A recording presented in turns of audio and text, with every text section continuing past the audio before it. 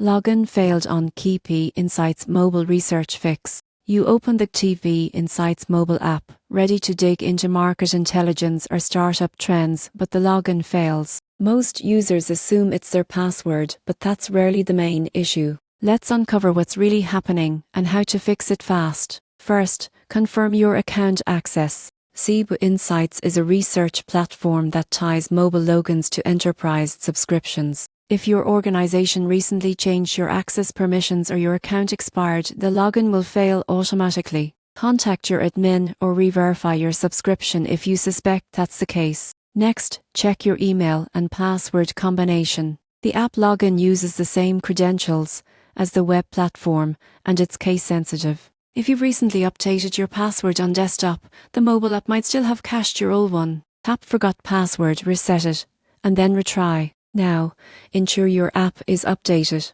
KeyP Insights often pushes security upgrades, and outdated versions may not sync with their new authentication servers. Go to your app store and update to the latest version. Still getting an error? Try clearing cache and stored data. On Android, go to Settings, Apps, KeyP Insights, and hit Clear Data.